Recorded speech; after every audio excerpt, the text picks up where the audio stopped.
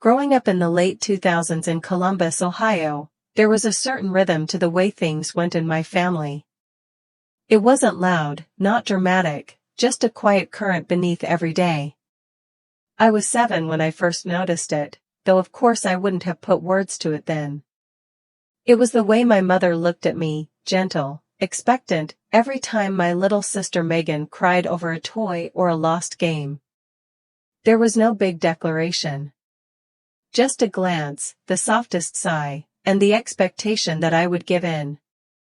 "She's younger, Allie. Be the big sister." That phrase settled into me, warm at first, like something proud. But pride has a weight, and over time, it grows heavy. Our house was small but full, 2 bedrooms, an old oak out front, a backyard just big enough for a plastic kiddie pool in the summer. On Saturdays, we'd have barbecues, smoke curling over the neighbors' fences, the smell of grilled corn and cheap hot dogs hanging in the thick air. Mom, Linda, would bustle in and out with pitchers of lemonade, her voice always floating above the chatter. "Don't run, Megan. Allie, help your sister with her plate." Dad, Mark, was the quiet presence, flipping burgers, nodding when someone thanked him, rarely saying much more than necessary. He worked long hours at a nearby car dealership, and sometimes, when he got home, he'd hand me a caramel from the change tray in his car. A silent kind of approval, but enough to keep me hoping. I was proud of being good. I brought home report cards with gold stars, neat rows of A's. I kept my room tidy. I looked after Megan, even when she screamed and kicked and knocked over my puzzles or wanted my favorite book for herself.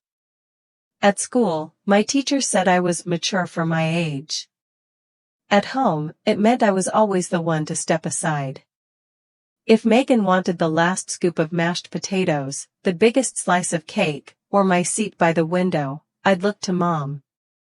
She'd give me that look, the one I'd remember all my life, half pleading, half grateful. "Let her have it, sweetheart. You know how she gets." And so, I let her. There were moments when I felt seen. Like the year I won the spelling bee, and Mom hung my certificate on the fridge for a week before it made way for Megan's finger painting. Or when Dad patted my head after I helped Megan with her homework. Those gestures floated by, small and precious, reminders that I mattered, even if just in passing. Mostly, I lived in the gentle hum of ordinary days, hand-me-down clothes. Megan never had to wear patched jeans or faded t-shirts, sharing my crayons, giving up the TV remote. I learned how to fix my own snacks and tie my own shoes. When Megan threw a tantrum in the cereal aisle, Mom would whisper, "Allie, just pick something else, okay?" I'd nod, feeling a quiet ache. It wasn't resentment yet, just a seed. Birthdays were the clearest measure. My parties were homegrown affairs, a cake from the supermarket, balloons from the dollar store, 3 or 4 girls from my class. Megan's birthdays always seemed to be a little brighter, more gifts, more neighbors invited, more attention. I told myself I was older, so I understood more. That was the line they gave me, and I swallowed it, because what else could I do? The year I turned 10, I'd saved up for months for a shiny set of colored pencils, something just for me. I loved to draw, quiet corners of houses, the way sunlight spilled through our living room window, my own daydreams in purple and gold. On the morning of my birthday, Mom handed me a neat little box, and I knew at once what was inside. My heart leapt. But Megan, just turned 6, saw them and started to cry. "I want to draw too," she whined, her lower lip trembling, eyes fixed on the box in my hands. Mom knelt beside her, soothing, "You can share with your sister, honey." But when Megan refused to be comforted, growing louder, red-faced and angry, Mom's gaze drifted to me. "Allie, why don't you let Megan have them first? You know she's younger." I hesitated. I looked at the colored pencils, my name written carefully on the box, a little tag I'd made myself. I wanted to hold on, to say no, but the room felt smaller, everyone watching. Dad gave me a nod, not a command, just a silent push. So I handed the pencils to Megan. She clutched them with both hands and ran off, leaving me with the empty box and a heavy heart. After the party, I helped Mom clear the plates. She put a hand on my shoulder. "You did the right thing, Allie. You're such a good big sister." I smiled, because that's what was expected. But as I scrubbed icing off paper plates, I wondered if being good was the same as being happy. School came and went, days full of spelling tests, jump rope, and library books. At home, the patterns never changed. Megan's wants were always a little louder, her needs a little more urgent. I started to fade into the background, not in a tragic way, but like a color washed out by sunlight. I kept telling myself that it meant I was strong, that my ability to bend without breaking was something to be proud of. Sometimes, late at night, I'd lie awake and watch the headlights dance across my bedroom ceiling. I'd ask myself a question I never dared to voice aloud: if I keep giving in, will they ever see me differently? Or would I always be the one expected to step aside? It's funny how childhood can teach you things without ever spelling them out. In my family, love meant sacrifice, and the good ones learned early to make themselves small. But in the quiet corners of my mind, I wondered if there was room for me to grow, too. By the time middle school rolled around, I'd learned to move around Megan's moods the way you might step around puddles on a rainy day, quiet, careful, always watching the ground for where it might give way. The house didn't feel smaller, but I did. That's the best way I can describe it, shrinking, in ways nobody noticed. Or maybe they did, and just preferred me that way. Autumn in Columbus has a kind of softness I always liked. The air is brisk, but not sharp. The maples along our street flame red and orange before dropping their leaves on the sidewalk, just in time for Halloween. I remember walking home from school, the chill nipping at my ankles, backpack heavy with library books and worksheets. It was in these in-between seasons, when the world outside was changing, that I noticed how nothing really changed inside our home. Megan was 8 the year I started 8th grade, and our lives revolved around the weather of her emotions. If she woke up cranky, everyone tiptoed. If she was happy, the day went smoother, but I knew better than to expect it would last. I could sense a coming storm just from the way she'd slam her bedroom door or the sharp set of her mouth at breakfast. Mom would sigh, as if Megan's moods were a passing cloud, nothing to worry about. "She's just sensitive, Allie. You know how she gets." That refrain echoed through everything. If Megan complained about dinner, Mom would offer her something different. If chores needed doing, Megan always found a way out. "She has a lot on her mind," Mom would say, glancing at me as if I could understand. I did, in my way. I learned to pick up the slack, to fold towels a certain way, to sweep the kitchen floor without being asked. Dad rarely intervened, but sometimes he'd mutter about girls and their feelings, and disappear behind the sports section. It was at school that I felt a flicker of something like equality. My teachers noticed me, the neatness of my homework, the quiet way I helped other kids with their science labs. "You're so responsible, Allie," Mrs. Jennings told me more than once, her smile kind, her eyes searching for something I could never name. Those words felt good, at first. They made me feel strong, seen. But at home, responsible meant something else. It meant being the one who apologized, who fixed things, who took the blame. One Saturday afternoon, Megan and I argued over the TV remote, a small, silly thing, but it unraveled fast. She wanted to watch cartoons. I was halfway through a documentary for science class. The bickering turned to shouting, and before I knew it, Megan had flung the remote across the room. It bounced off the coffee table and shattered the model volcano I'd spent a week building for my science project. Plaster, paint, and colored baking soda spilled across the carpet like confetti after a party no one wanted. Mom hurried in, eyes darting between us. Megan was crying already, red-faced, breath hiccuping, a performance perfected by years of practice. "It was an accident," she wailed, pointing at the wreckage. "I didn't mean to." I stood frozen, holding back my anger like a mouthful of vinegar. I wanted to explain, to shout, but Mom just pressed a cool hand to my back. "Let's not make this bigger than it is, Allie. You can build another one." Megan didn't mean it. Her voice was soft, but final. Megan sniffled, comforted by the knowledge that the storm had passed over her, left the damage for someone else to clean up. I spent the evening picking plaster from the carpet, gluing what I could, but it wasn't the same. I handed in a lopsided volcano the next week and took a lower grade without complaint. At home, nothing changed. Megan got out of dish duty that night. "She's had a tough day," Mom whispered, and I filled the sink with suds, silent.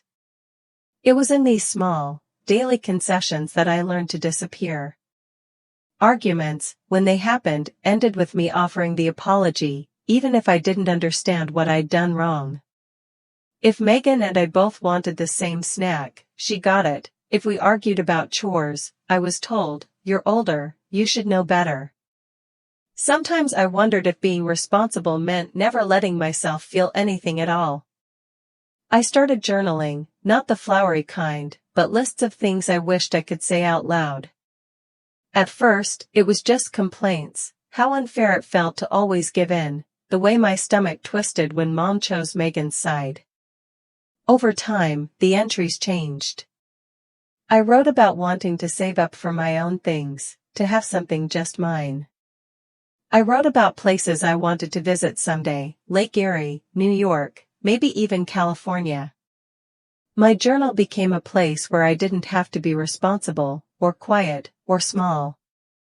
School friends came and went. I was friendly enough, but rarely invited over. It felt easier that way, less chance of anyone seeing how things worked in our house. On the rare occasion someone did come by, Mom would greet them warmly, offer cookies, act like everything was normal. Megan would bask in the attention, showing off her dolls or her latest art project. I learned to fade into the background, to let others take center stage. Sometimes, when I was alone, I practiced what I'd say if I ever stood up for myself. I'd imagine telling Mom how I felt, asking Dad to notice, telling Megan no just once. But the words always died in my throat. Silence was easier. If I stayed quiet, maybe things would stay calm. Maybe that was strength. On an October afternoon, I sat on the porch steps, the air thick with the scent of burning leaves. Megan was inside, sulking over a lost board game. Mom was making chili, humming to herself. I looked at the trees, bare and shivering, and wondered what it would feel like to go somewhere no one expected anything from me. To start fresh, where responsible was a choice, not a sentence. But for now, I settled for blending in. I learned that some people survive by becoming invisible, by stepping lightly and speaking softly. I told myself that this was what strong people did. And maybe, in a way, it was. But as the days grew shorter and the evenings stretched longer, I felt a longing stir, a hope for something more, even if I couldn't name it yet. Sometimes in life, what we give up quietly shapes us more than what we win out loud. I thought silence would keep the peace, but I was starting to learn that it also kept me from being seen at all. At 16, I understood, without anyone needing to spell it out, that anything I wanted, I'd have to earn for myself. There was a new kind of cold in Columbus that year, not just outside but inside our house too. The kitchen calendar flipped to another new semester, and the weeks rolled forward with the steady thump of homework, after-school shifts, and the clatter of coins saved in a mason jar on my windowsill. I found my first job at a local grocery store, a squat brick building at the edge of our neighborhood. The manager, Mr. Travis, was patient but brisk, teaching me the register, the codes for apples and onions, how to smooth wrinkled dollar bills for the till. On weekends, I bagged groceries, stacked shelves, wiped up spills in aisle 5. Sometimes my fingertips went numb from sorting cans in the walk-in freezer. I didn't mind the work. What stung was knowing nobody expected anything from me except to keep going. Mom would offer me rides when it was convenient, but most evenings, I took the city bus home, its faded blue seats always a little sticky, its windows streaked with salt after a snow. The world outside looked different at night, streetlights smearing gold across the dark, storefronts blinking their last before locking up. Sometimes I'd ride in silence, thinking about what it meant to work for everything, to be the one picking up extra shifts while Megan did homework at the kitchen table. Megan was 12 when I started high school, growing into the sort of teenager Mom called complicated. Her mood still set the tone at home, her demands grew with her. If she wanted to skip chores to meet friends at the mall, Mom waved her out the door. She needs a little space, Allie. She's at that age. The year Megan turned 16, Dad surprised her with a shiny used Corolla, keys tucked into a little red bow. Mom slipped a credit card into her wallet with a wink. Just for emergencies, she said. Megan giggled and drove off with her friends, the radio up loud, the car a declaration that some people get more than they ever need. When I turned 16, there was no car, no celebration. Just an awkward family dinner, a cake from the grocery store where I worked, and Dad's quiet advice, work hard and things will come. Mom smiled, proud of how independent I was. She said, "We'll handle it," to Megan 100 times, but to me she'd say, "You're strong, Allie. I know you can figure it out." In the spaces between school and work, I met Ben. He was in my chemistry class, tall, quiet, always with a book in his hands. One afternoon, I noticed him stacking canned food at the grocery. He'd started there the month before. We didn't talk much at first, just nodded as we passed in the back room, maybe a good shift or see you tomorrow. But there was something in his steady presence, the way he listened more than he spoke, that felt familiar. On a bitter January evening, I stayed late to help clean up after a burst pipe flooded the dairy section. Ben stayed too, hauling crates, wringing out towels, making the kind of tired jokes that didn't quite land but made the work easier. When we finished, he offered to wait with me for the bus. We stood under the orange glow of the parking lot lights, breath hanging in the air, watching our shadows stretch on the snow. "You always work this hard?" he asked. I shrugged, trying not to sound proud or embarrassed. "I guess you get used to it. No one's handing out free rides." He just nodded, a look of understanding crossing his face. It was the little things that made the difference, the way Ben would cover my shift if I needed to study, or the quiet way he'd save me the last donut in the break room. He never pushed, never asked questions about home. Maybe he knew, somehow, that I didn't have many answers. That spring, the school announced a trip to Washington, D.C., a chance to see the museums, tour the Capitol, maybe leave Ohio for the first time in my life. I wanted to go, badly. I filled out the permission slip, calculating in my head the cost, bus fare, hotel, meals. I'd saved some, but not enough. When I brought it up at dinner, Mom frowned. "It's a lot of money, Allie. Maybe next year." Dad said, "We're already stretched thin. You understand." I nodded, swallowing the disappointment like a stone. Megan piped up, "You never let me go anywhere." Mom patted her hand. "We'll talk about it, sweetie." A month later, Megan was packing for a summer camp in Michigan, new sleeping bag, matching luggage, her tuition paid up front. I watched from the hallway as Mom helped her zip her suitcase, laughter echoing down the stairs. That night, I pulled another shift at the grocery, ringing up customers buying sunscreen and bug spray, wondering what it felt like to have someone say, "We'll handle it," and mean it.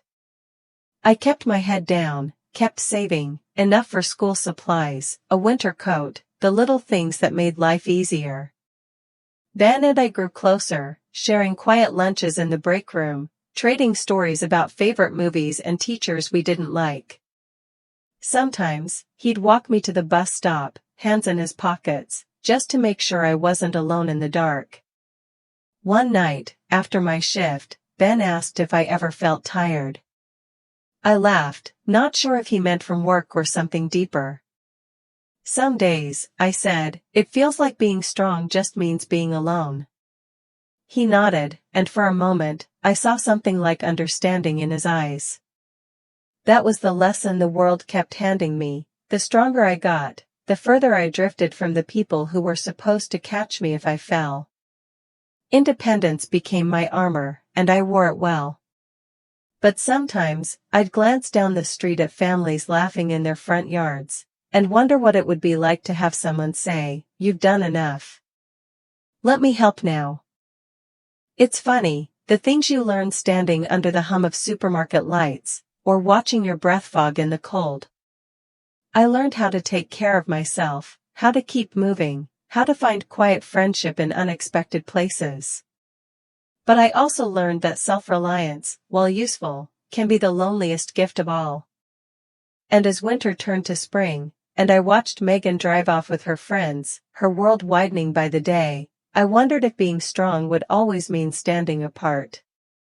I learned early that some dreams were too big for kids like me, so I made mine smaller, narrow enough to fit in the lines of scholarship applications, careful not to spill over.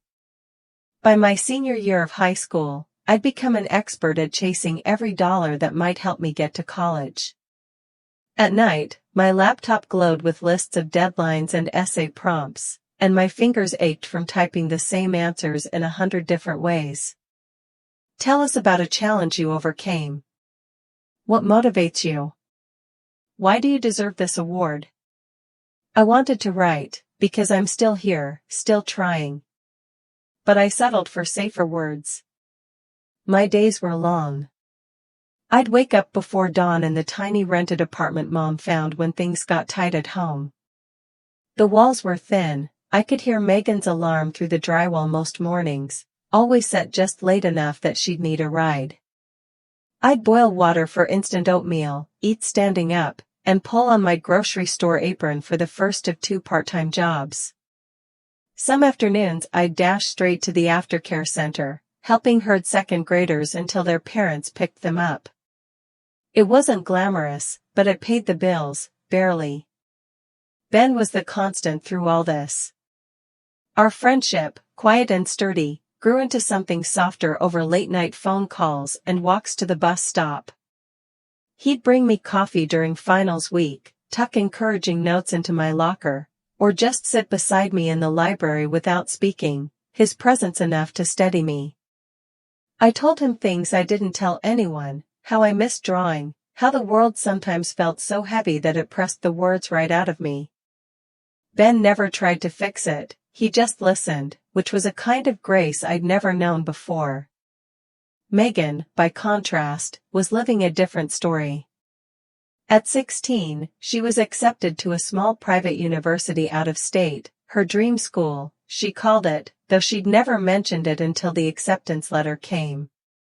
Mom and Dad beamed, throwing a little party in our living room with sparkling cider and homemade cookies. "We're so proud of you, honey," Mom gushed, smoothing Megan's hair.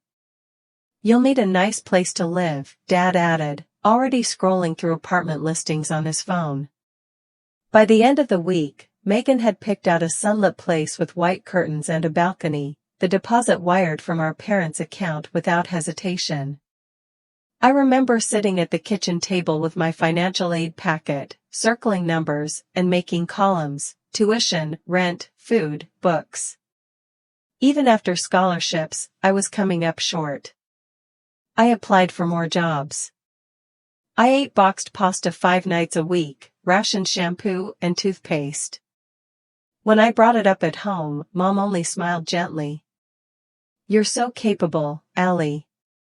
I know you'll make it work. Megan needs more help than you do, sweetie."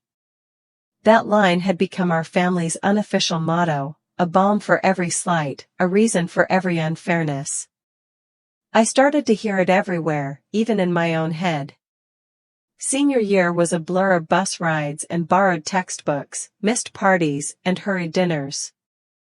I watched Megan decorate her new apartment on social media, her posts full of string lights and new pillows, shots of her smiling in her bright white kitchen.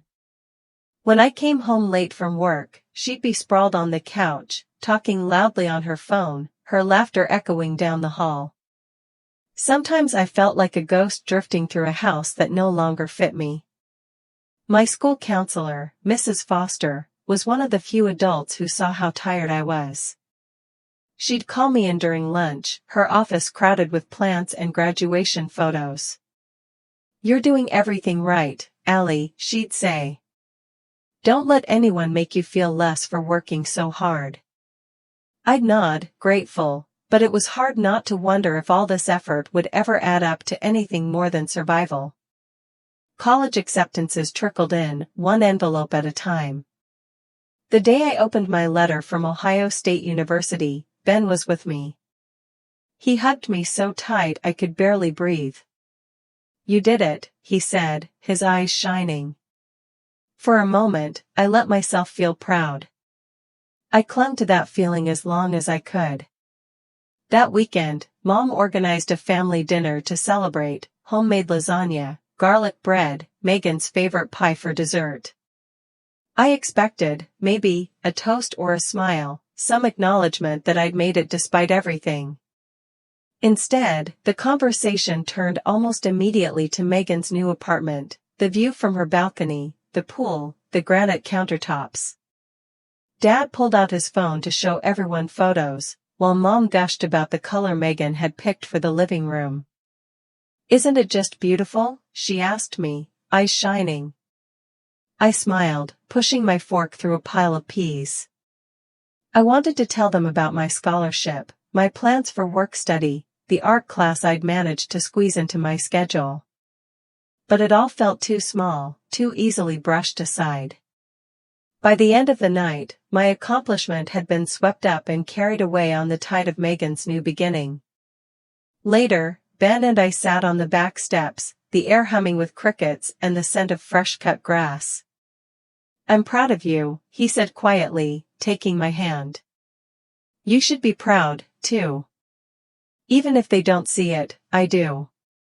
His words settled into the ache inside me, a gentle reminder that maybe, just maybe, I was enough. I met Jenna for the first time that week. She worked at the aftercare center, loud and funny, her laughter filling up a room. She invited me to coffee, and before I knew it, I had someone to trade stories with, someone who didn't know anything about my family or what I was supposed to be. As I packed my few belongings for the move to campus, second-hand dishes, thrift store towels, a few dog-eared sketchbooks, I wondered if there would ever be a moment that truly belonged to me. A place where I could stand in the light and know, without question, that I'd earned my spot there. For now, it was enough just to keep moving forward, one scholarship, one quiet victory at a time. In my early 20s, I stopped asking for help. I don't remember making a formal decision about it. It was more like the tide going out, a gradual shift. One day I realized I wasn't waiting for rescue, or advice, or even approval anymore. Instead, I started building a world that was mine, brick by careful brick. College was both a blur and a lifeline. I juggled early morning classes and late night shifts, coffee cooling beside stacks of textbooks. My apartment was little more than a box, 2 rooms, thin walls, a stubborn radiator, but it was the first space that belonged only to me.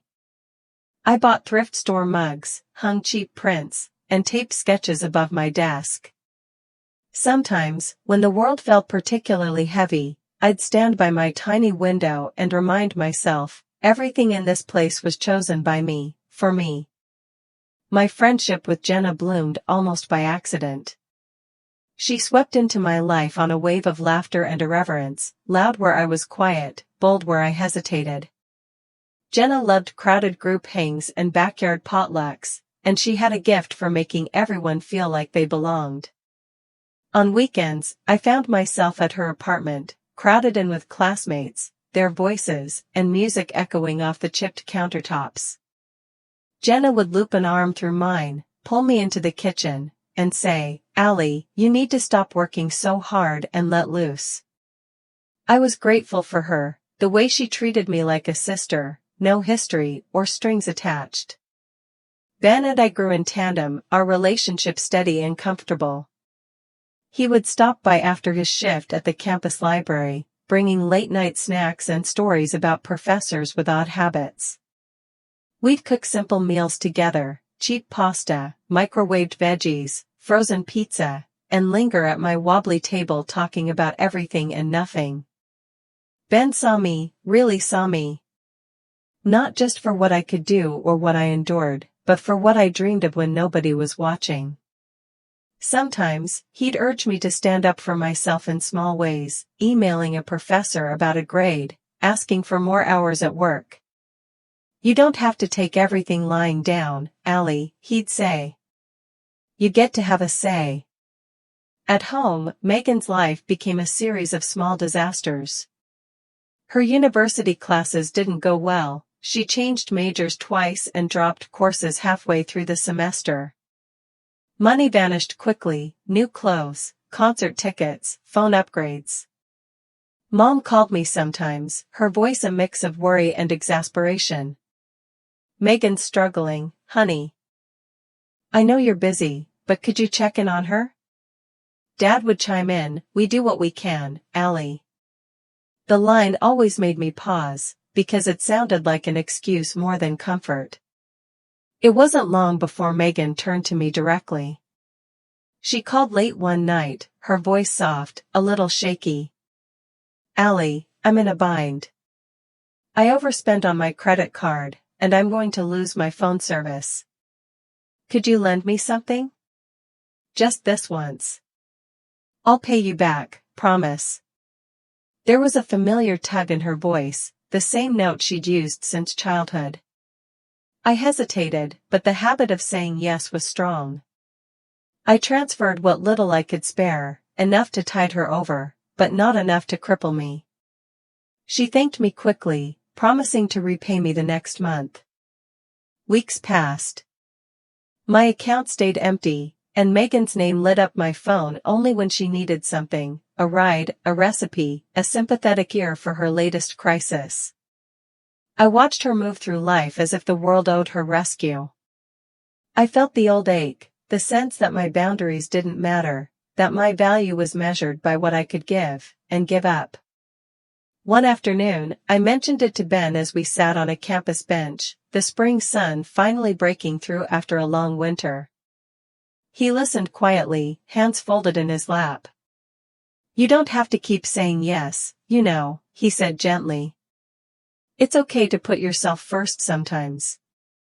That isn't selfish, it's healthy." Jenna echoed the sentiment when I vented to her, pouring coffee into mismatched mugs.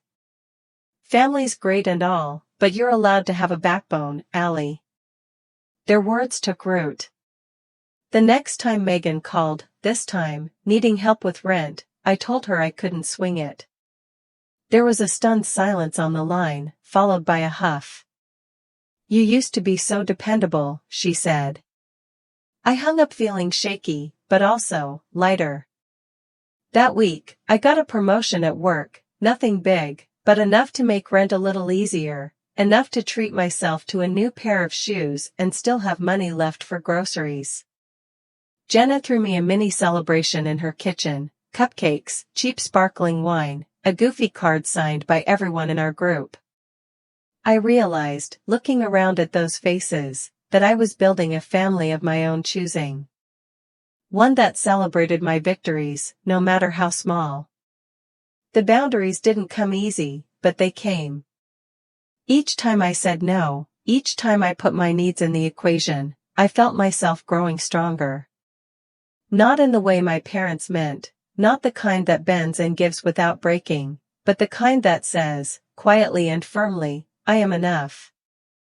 For the first time, I allowed myself to believe that maybe I could be loved for who I was, not just for what I gave. And as I watched the world open up around me, college, work, friends, I promised myself I wouldn't let my voice disappear again. Ben proposed on a rainy afternoon, thunder rolling in low over the city while we sat together on our threadbare couch, drinking cheap coffee from mismatched mugs. He didn't get down on one knee, and there was no elaborate plan. Instead, he handed me a simple ring, silver, a small blue stone, and asked if I'd marry him, his voice quiet but sure. I laughed, more out of surprise than anything else. For so long, I'd learned to expect so little, to play second to someone else's needs. It seemed almost impossible that anyone would choose me first. But he did. I said yes, and suddenly there was a future opening up in front of me, a future that was, for once, mine.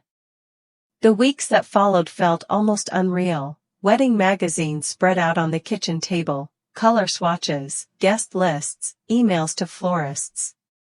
Jenna declared herself my maid of honor the second I told her, hugging me so fiercely my glasses nearly fell off. She threw herself into the planning with more energy than anyone I'd ever met, researching venues and dress shops, collecting Pinterest boards full of wildflowers and candlelight. Ben was steady through it all, his calm anchoring me when the details threatened to sweep me away. On weekends, we'd walk through the park or linger in quiet coffee shops, sketching out ideas on napkins, his handwriting looping beside mine. I'd never let myself dream so boldly before. It was a heady feeling, believing I could be at the center of something joyful. My family's response was more complicated.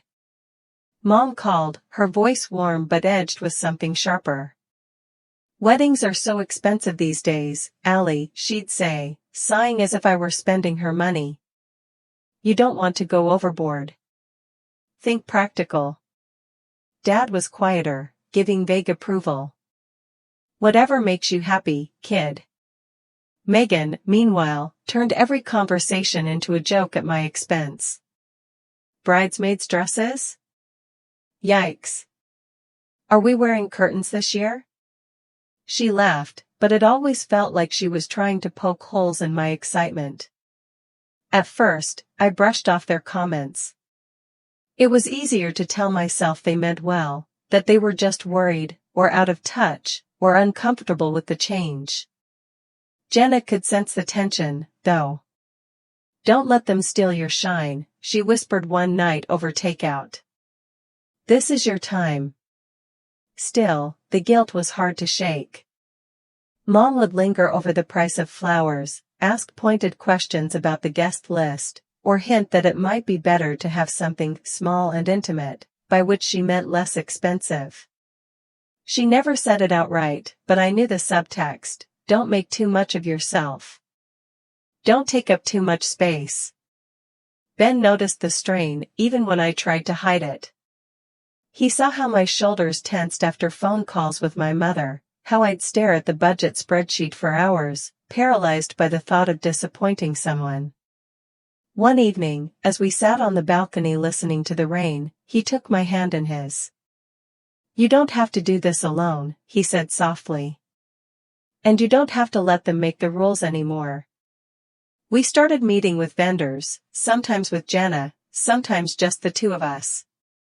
I felt a flicker of hope each time someone looked at me and asked, "What do you want?" It was a question I still struggled to answer, but it felt good just to be asked. Ben suggested we have some legal paperwork drawn up, just to be safe, he said. Weddings can get messy. I didn't ask what he meant, I trusted him. Maybe part of me didn't want to admit that I still believed, deep down, that if I stayed quiet and strong, they'd finally see me differently. The week before the wedding, my parents invited us to dinner. The table was set more carefully than usual, candles flickering in glass jars, roast chicken and mashed potatoes steaming in the center. Conversation started off light: work, weather, Megan's latest job search. Then, as we ate dessert, Mom set down her fork and cleared her throat. You know, Allie, wedding gifts are traditionally shared within the family. It's how things are done. Your father and I will take care of everything, just like we did for Megan's graduation. I felt the old ache stir in my chest. Ben looked at me, steady. We appreciate your offer, he said, calm, but Allie and I have it covered. Dad shrugged, changing the subject, but Mom's eyes lingered on me, a silent warning I couldn't quite read. That night, back in our apartment, Ben handed me a sealed envelope. Just in case, he said, his expression gentle but serious. Don't open it unless you need to. I turned it over in my hands, wondering what line we'd crossed, what protection he thought we might need. For the first time, I let myself picture a happy future, one where I was chosen, protected, loved on my own terms. I imagined standing at the front of a room, Ben's hand in mine, laughter and music and light. For once, hope felt like something real, not just another illusion. But as I tucked the envelope away in my drawer, I couldn't quite shake the sense that the past was waiting, patient and unfinished, just out of sight. For the first time in my life, I let myself believe my wedding day could be about me. It was a small, tentative hope, delicate as the lace on my dress, shy as sunlight on the morning I drove with Ben and Jenna to the venue for our final walkthrough. Columbus was waking to early spring, trees barely budding, a sky the soft blue of old denim. I pressed my hand against the window, watching raindrops gather and slip down the glass, feeling nerves and excitement knot in my stomach. The venue was prettier than I'd remembered. Cream walls, tall windows, polished wood floors that echoed softly as we walked through. Jenna, notebook in hand, bounced between the kitchen and the main hall, asking questions about seating and music cues. Ben walked beside me, steady as ever, tracing the path we'd take down the aisle. I imagined laughter, music, the sweet jumble of friends and family celebrating. For a rare moment, I let myself be the center of something, the way brides are supposed to be. But old patterns die hard. The group chat with my family buzzed with updates, timelines, RSVP lists, what time to arrive for photos. Each ping brought a flicker of anxiety, Mom second-guessing the menu, Megan sending cryptic jokes about bridezillas, Dad replying in his usual, non-committal way. Whatever you want, Allie. Jenna tried to keep the energy positive, her texts a stream of exclamation points and encouragement. But I could feel the undercurrent, each message a reminder of the careful choreography it took to keep the peace. I tried to include everyone, to make room for them in the plans. Megan said she was too busy to come to the cake tasting, then made a snide comment about wedding industrial complex on her Instagram story. Mom offered suggestions for the ceremony, less about what I wanted, more about tradition and keeping things simple. Every detail became a battleground. I found myself rehearsing responses in my head, making compromises before anyone even asked. Linda's voice was always gentle, but never quite warm enough to thaw the chill that crept in around the edges of our conversations. She'd call in the evenings, her tone light but careful, peppering every suggestion with a vague, "You know we love you." The words floated in the air, empty of the reassurance I craved. I ached for something real, a story, a memory, a moment of pride. But it never came. Mark, as always, stayed on the sidelines. At the venue, he walked the perimeter, hands in his pockets, occasionally nodding at a chair arrangement or light fixture. He didn't argue or comfort, he simply existed nearby, a ghost in the edges of every scene. Sometimes I wondered if he even noticed the tension, or if he was just tired of being caught in the middle. Jenna did her best to shield me. She organized group hangs with friends, hosted a tiny bachelorette party in her apartment, filled my phone with photos of flower options and playlists. "You get to be happy, Allie," she'd insist, squeezing my hand. "This is your day, not theirs." Ben echoed her, his quiet support a constant. He made dinner on the nights I worked late, drafted emails to vendors, reassured me when I fretted over the seating chart. Still, I found myself drawn into old habits, apologizing, explaining, hoping for approval. At night, I'd lie awake in our apartment, listening to the hum of the city outside, and dream of my childhood home. In my mind, it was always summer, fireflies in the backyard, the smell of barbecue, Megan's laughter ringing louder than mine.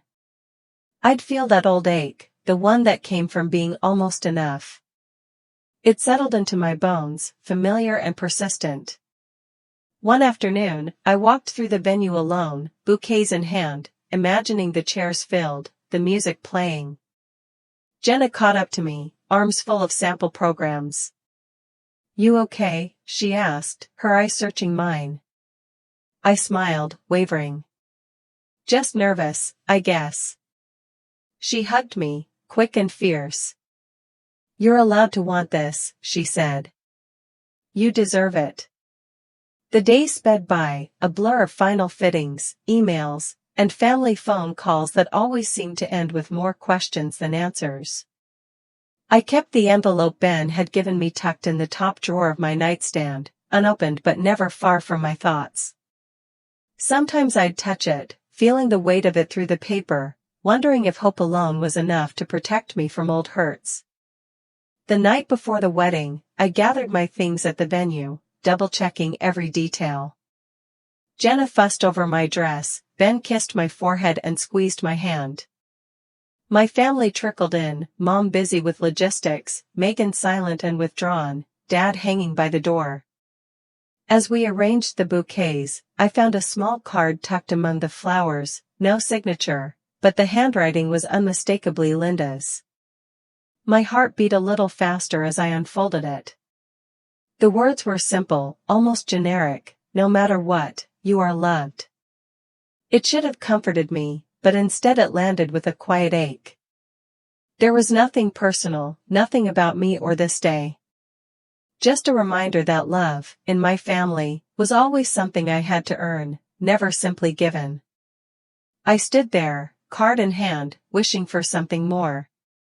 Wishing that, just this once, I could be seen for who I was, not who I'd learned to be. The ache of almost enough pressed close, as familiar as my own name. Tomorrow would be my wedding day. For now, I held on to hope, small and stubborn, that the future might look different from the past. The morning of my wedding, the world felt hushed, quiet in a way I'd never known. Outside, the early light filtered through gauzy curtains, painting the bridal suite in a soft golden haze. Even the city noises seemed far away, muffled by the thick glass of the old Columbus mansion we'd chosen for the venue. I sat by the window in a robe Jenna had brought, ivory, embroidered with bright and blue thread, letting my hands rest in my lap, trying to steady my breathing. There was a sense, deep in my bones, that maybe, just this once, everything would go right. Jenna fluttered around the room, all energy and laughter, doing her best to keep the mood light. She snapped photos on her phone, made silly faces, handed me a cup of tea she'd steeped herself. "You okay?" she asked, squeezing my shoulder. "A little nervous," I admitted. She grinned. "That's good luck. It means you care." I let her words settle in my chest, a soothing weight. Megan was there, too, perched on the edge of the bed, quiet in a way I hadn't seen since we were children. She scrolled through her phone, barely meeting my eyes, making no snide remarks about hair or makeup. I wondered, for a moment, if she felt left out, or if she simply didn't know how to play her part that day. Linda arrived with a burst of perfume and perfectly done hair, bustling with small tasks, straightening the veil, checking the zipper on my dress, fussing over the bouquet. "You look lovely, Allie," she said, smoothing my hair with practiced hands. Truly. For a moment, it felt real, like maybe I was the center of something good. Downstairs, the venue came alive, guests arriving in clusters, laughter echoing up the stairwell, the faint sound of string music drifting through open doors. "Ben waited in the garden," Jenna assured me, calm as ever. "He looks like he just won the lottery," she whispered, making me laugh in spite of the butterflies in my stomach. Linda moved between the rooms, offering soft reassurances to everyone, thanking vendors, greeting distant relatives, keeping the day on schedule. Everyone seemed to be on their best behavior. There were no arguments, no sharp words, only smiles and the hum of anticipation. For the first time, I started to believe things had changed. As I slipped into my dress, Jenna zipped it up, her hand steady. "You're beautiful," she said, eyes shining. "Are you ready?" I looked at myself in the mirror, hair curled, cheeks flushed, the veil catching the morning light. I barely recognized the woman looking back at me. She seemed braver, steadier, touched by hope. Before we left for the ceremony, Ben sent a message: "Whatever happens, we're in this together." I clung to his words, repeating them in my mind as Jenna and I walked down the hall, arms linked. Each step felt both weightless and momentous. The florist arrived just in time, bouquets trembling with color and scent. I reached for mine, fingers brushing the soft petals. Tucked among the stems was a small ivory envelope, my name in Linda's handwriting. My breath caught. I opened it with careful fingers. Inside was a card, the writing careful and practiced. "No matter what, you are our daughter and you are loved. Mom." The words blurred for a moment as I tried to read them again. There was something comforting about them, yet something unfinished, too. They were simple, almost vague, as if love could be declared and then folded away, never spoken of again. I felt the crack in my hope, tiny but sharp. I wanted to believe that this was a turning point, a sign that I was truly seen, cherished. But part of me knew the message could just as easily have been meant for anyone. There was nothing in it that belonged only to me. Jenna caught my eye, giving my hand a gentle squeeze. "Ready?" she mouthed. I nodded, gathering myself, tucking the card into the folds of my bouquet. The ceremony space was sunlit, chairs lined with white ribbons, guests standing as the music began. I stepped into the aisle, my heart pounding, gaze locking with Ben's. He stood at the end, a quiet smile on his lips, looking as if the whole world had stopped just for us.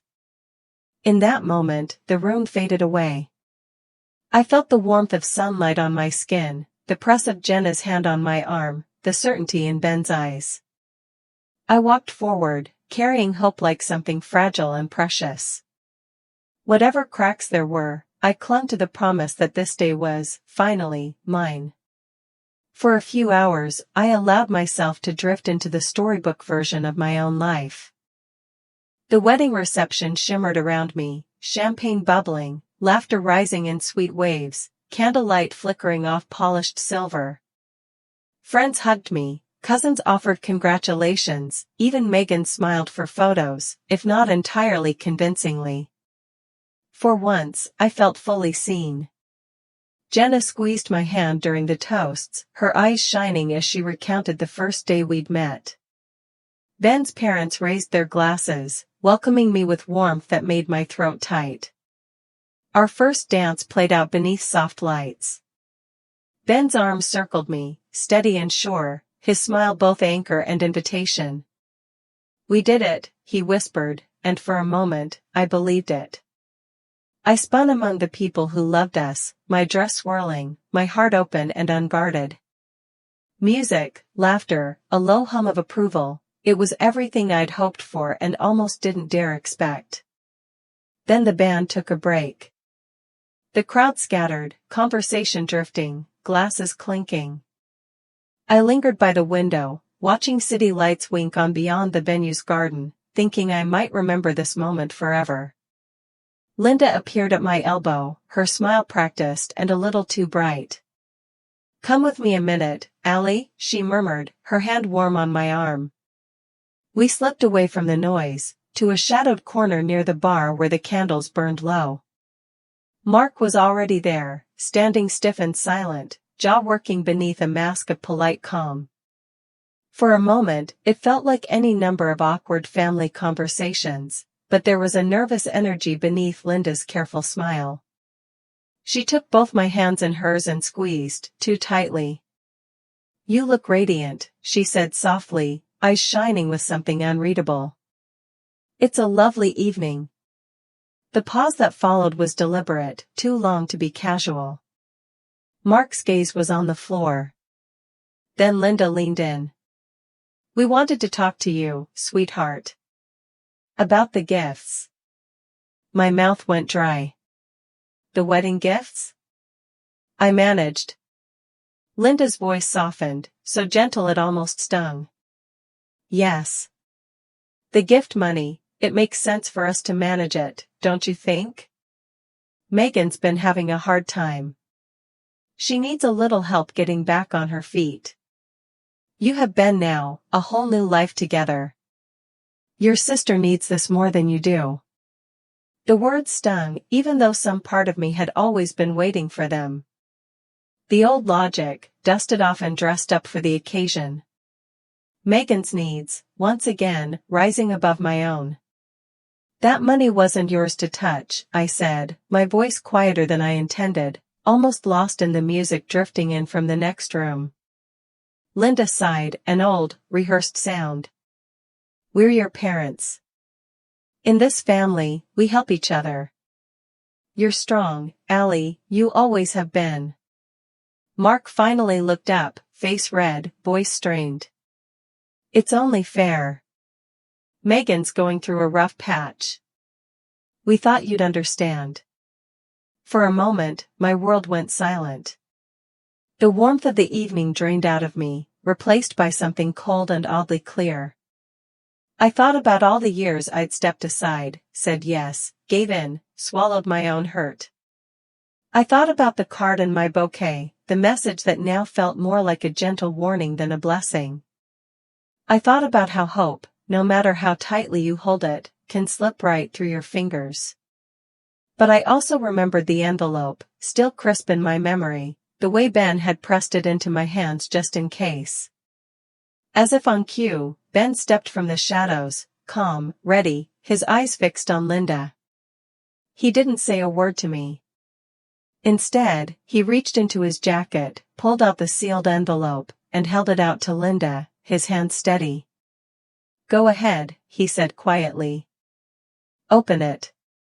Linda's hand shook as she took it, the smile faltering, Mark shifting uncomfortably at her side.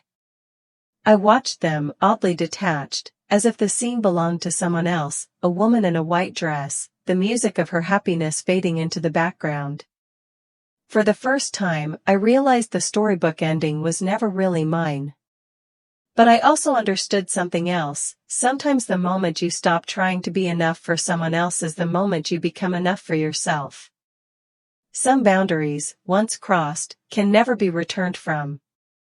All my life, I'd been told to be the bigger person, to forgive, to fold, to smooth things over.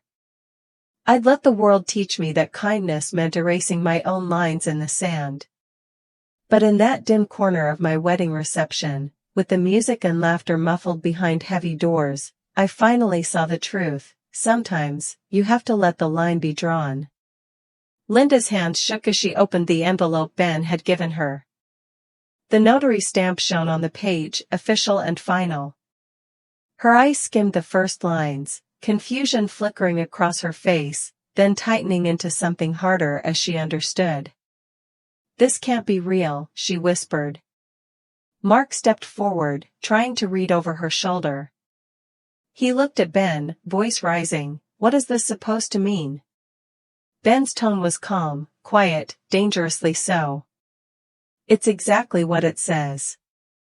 All wedding gifts, monetary or otherwise, are legally ours. Any attempt to withhold, redirect, or access those funds without our consent is theft. And we'll pursue it, if we have to." Megan's voice cut through the tension, shrill and sharp. "This isn't fair. You're married now, Allie. You have Ben, a new life, everything. I have nothing." Her hands curled into fists, her face flushed with a mixture of anger and disbelief. She looked not just at me but through me, as if I was a wall she needed to knock down. Linda turned pleading eyes on me, voice trembling. "Sweetheart, we're your family. You know your sister needs help. You don't need to do this. Be the bigger person. Think of us." I didn't answer. I simply looked at her, the silence between us thick and unyielding. I could feel the weight of every year, every moment I'd said yes when I wanted to say no, every time I'd shrunk to fit someone else's idea of good.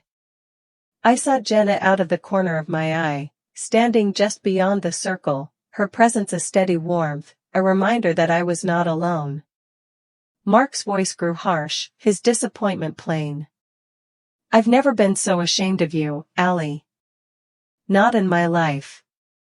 The words hit with the force of all those years spent reaching for a father's pride that always seemed out of reach. But this time, the shame didn't stick. I let his words fall away, the silence swallowing them whole. Megan's anger boiled over. "I deserve this. I'm struggling and you don't even care. It's always you, isn't it? Always so perfect." Ben stepped closer, his hand hovering at my back. "This is done. We won't discuss it again. If you try to take anything from us, we'll see you in court." There was no anger in his voice, just certainty. Linda's face crumpled, her grip tightening painfully around my wrist. "You don't mean this," she whispered, desperate. "We're your family." The words, once so powerful, now felt hollow. For the first time, I let the silence speak for me. I didn't try to explain or defend, didn't soften the blow. I stood firm, the line drawn at my feet, knowing that stepping back would mean losing myself all over again. Jenna's hand brushed my shoulder, steady and reassuring. All around us, the party continued, music, dancing, laughter, the clinking of glasses. No one noticed that something irreversible had happened in the shadows. Linda's grip loosened, her eyes wide with disbelief. Megan's complaints faded into the background. Mark's disappointment hung in the air, unresolved. But I stayed silent, choosing myself, holding fast to the line I'd drawn, finally, and forever.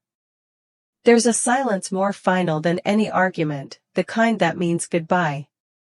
In the aftermath of our confrontation, the world around me seemed to go still. The music of the reception drifted through closed doors, muffled and distant, while Ben and I gathered our things in the quietest corner of the venue. The city lights blinked beyond the tall windows, and I realized with something like wonder that the night belonged to us now, no matter how it ended. My family's voices faded into the background, like echoes from another life. Megan lashed out, her words wild and wounded. "You ruined everything, Allie. You always have to be right, always so cold." Mark cursed under his breath, his anger a brittle shield for a pride he couldn't set down. Linda wept, her face crumpling in the dim light. She reached for me, but I held back, feeling a line I would not cross. Ben's hand found mine, steady and unwavering, grounding me in a way I hadn't known I needed. Jenna hovered nearby, a silent shield, her presence a comfort I felt more than saw. All around us, guests laughed and danced, oblivious to the small heartbreak unfolding in the shadows. Linda pleaded one last time, her voice breaking. "Allie, please. We're your family. Don't do this. We love you." I looked at her, really looked, and saw not the mother I'd wished for, but the woman she had chosen to be, a mother to Megan, a bystander to me. I felt my childhood longing rise up, sharp and bright, the wish to be seen, to be chosen, to matter as much as anyone else. But that wish had become a weight I no longer wanted to carry. I met Linda's gaze, calm and certain. "You were never my family," I said softly. "You were Megan's." My words struck her like a blow, her hand dropping from my arm as if burned. Behind us, Megan's voice climbed to a shriek, Mark's curses grew louder, but I didn't flinch. The noise felt far away, dulled by the certainty that I was finally choosing myself. Ben squeezed my hand, guiding me toward the door. Jenna offered a last, fierce hug. I felt the old ache in my chest, regret and relief mingling, sharp and sweet. As we stepped into the hallway, I heard Linda's last desperate, "Please," but I didn't turn around. The night air outside was cool and startlingly clear. The city seemed to hum with new possibilities, the world wide open and bright. I drew a shaky breath, my heart aching but light, and let the silence close behind me, a door I would not reopen. For the first time I felt free. Not because I'd won, or even because I'd walked away, but because I'd stopped waiting for someone else to give me permission to be whole. Sometimes, the only closure is knowing you survived with your dignity intact. Morning sunlight spilled across our apartment, gentle and gold, settling into every corner like a promise kept. The city was slow to wake, the air still cool enough for a sweater. Ben and I sat close together on the balcony, coffee steaming between us, his arm around my shoulders as we watched the world move quietly below. Neither of us spoke for a long time.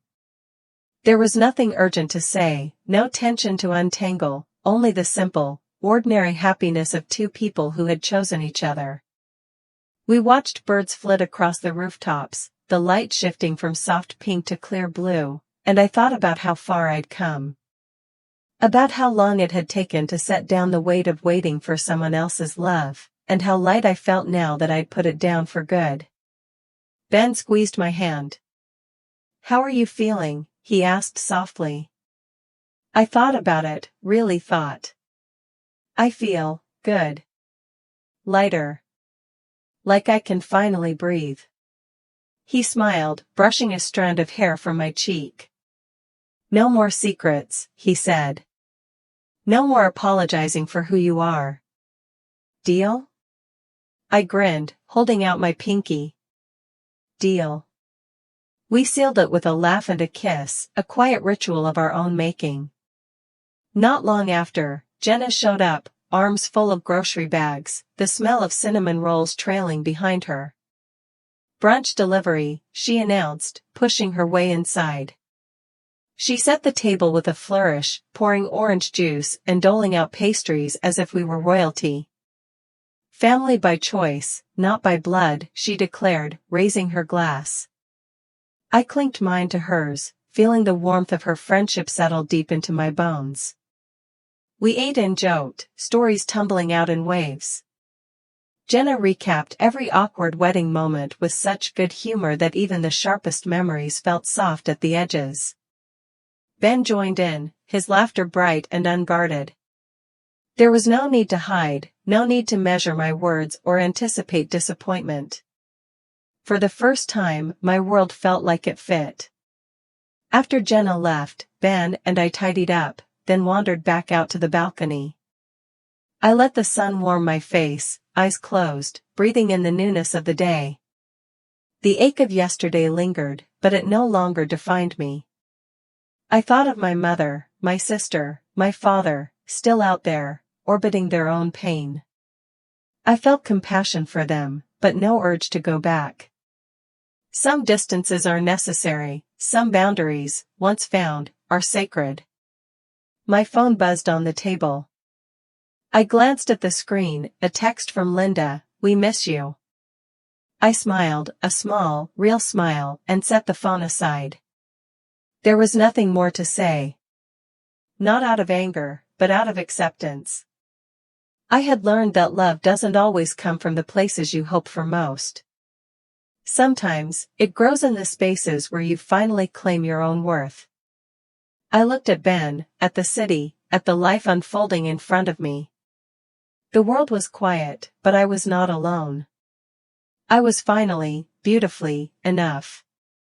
And as I stood there, sunlight on my skin and peace in my heart, I understood that the greatest gift was not forgiveness, or even understanding, but the freedom to begin again, on my own terms, in my own voice. Looking back on my journey, I realized the greatest gift I gave myself was the courage to set healthy boundaries and choose peace over approval. Family isn't always defined by blood, it's also the kindness and respect we give, and allow ourselves to receive. Sometimes, loving ourselves means letting go, so we can open our hearts to the connections that truly honor who we are. If this story touched you or made you reflect on your own experiences, I'd love to hear your thoughts or memories. Thank you for listening, and may you always find the strength to stand in your own light.